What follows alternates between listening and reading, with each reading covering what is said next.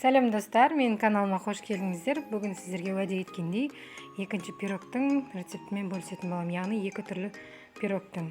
Ендеше видеоның соңына дейін қарап, менімен бірге болыңыздар. Ыдысымызда ұнымыз, осыны комбайнымызға саламыз, яғни миксерлейтін ыдысымызға. Үстінен сары майымызды саламыз.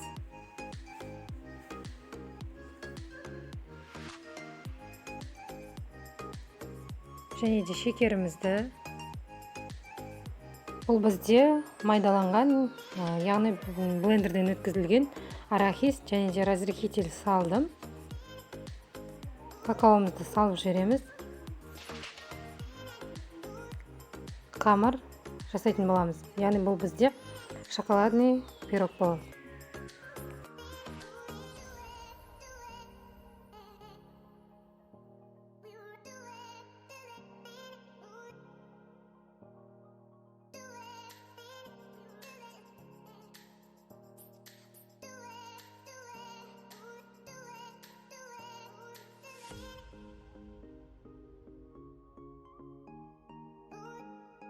Біздің қамырымыз дайын, енді осыны жинап алып, жарты сағатқа холодильникке салып қоямыз. Енді арасына салатын салмасын дайындаймыз. Ыдысымызда сливки, шекерімізді салдым, сары майымызды саламыз және де жұмыртқамызды салып, бәрі біркелкі болғанша бір миксерлеп аламыз.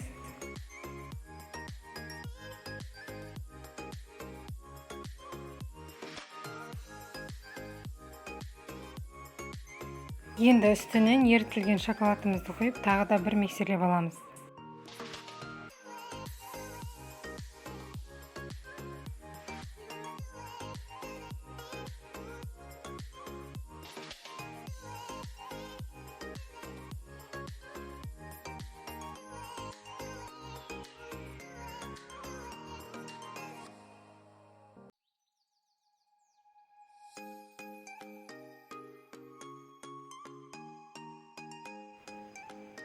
Енді осының үстінен ұнымыз бен разрыхителімізді салып, біркелкі болғанша миксерлейміз.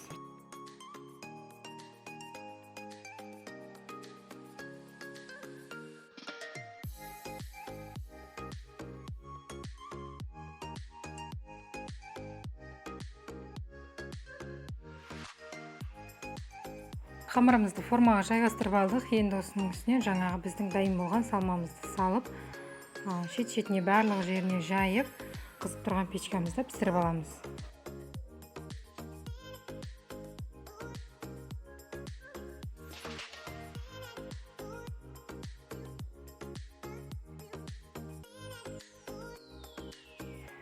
Міне біздің пирогымыз пісті. Енді осылай пышақпен кессеңіздер де болады, кеспесеңіздер де болады. Мен карамель ішіне кіру үшін осылай тестім.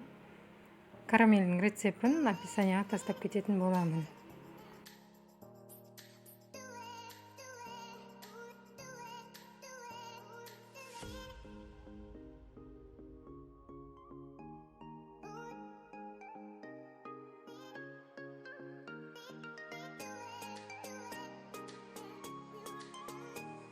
Шет-шетіне сахарная пудра септім. Қалауларыңыз бойынша сәндесеңіздер болады.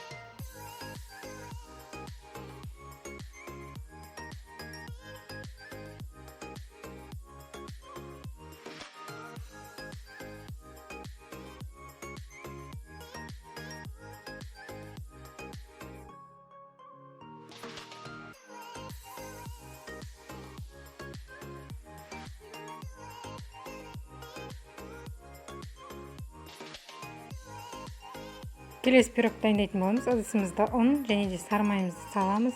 Оған шекерімізді саламыз. Майдаланған фисташкамызды, разрыхителімізді салып, құрғақ заттарымыз бар біркелкі болғанша араластырып аламыз. Бұл бізде фисташка груша қосылған пирог болып есептелінеді, өйткені салмасы грушамен дайындалатын болғандықтан.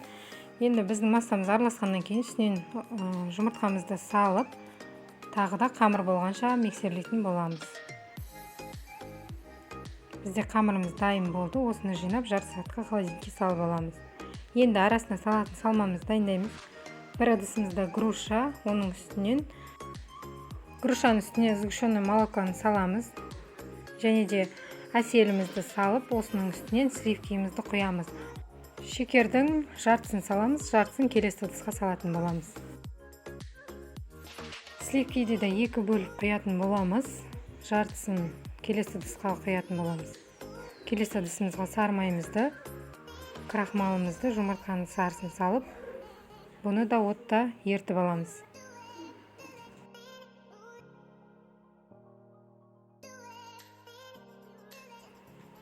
Міне біздің грушамыз қайнап жатыр. Келесі сұйықтығымызда қайнамайды, бұны ертіп аламыз. Қатты қоюланбағаннан кейін өшіреміз. Біздің грушамыз жұмсарғаннан кейін барып, астын жай отта қойып, блендермен жақсылап езіп аламыз. Осының үстінен біздің жаңағы сұйықтығымызды қосамыз. Отымызда қозғап тұрып барып, қоюланғанша ұстайтын боламыз.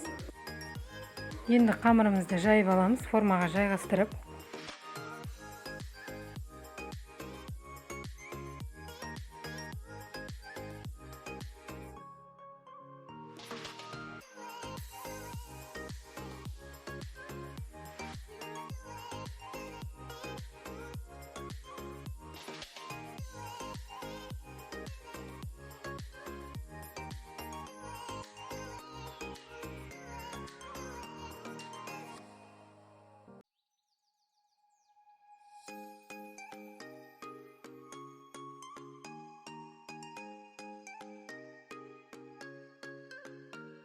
Біздің салмамыз дайын болды. Енді осыны салып, 4 бұрыш-бұрыштарына жақсылап жайып шығамыз.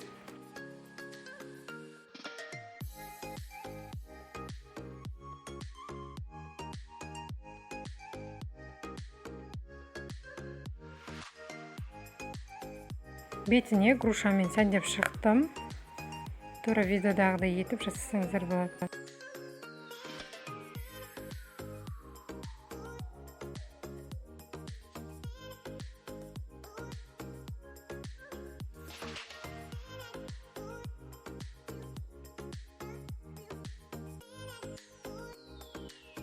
Қызып тұрған печкамызда пісіріп аламыз. Міне біздің пирогтарымыз дайын болды. Бұны да өз қалауларыңыз бойынша сәндесеңіздер болады.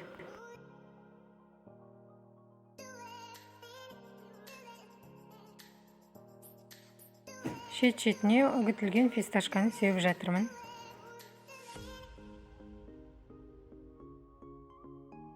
Міне достар, біздің пирогтарымыз дайын болды. 4 пирогтың рецептімен сіздермен бөлістім. Егер де видеом сіздерге ұнаған болса, лайк басып, комментарий жазып, каналыма жазылуды ұмытпаңыздар. Міндетті түрде қоңыраушаны басып қойыңыздар. Келесіде жақсы рецепттерді жіберіп алмайтын боласыздар. Сіздермен болған Айгерім.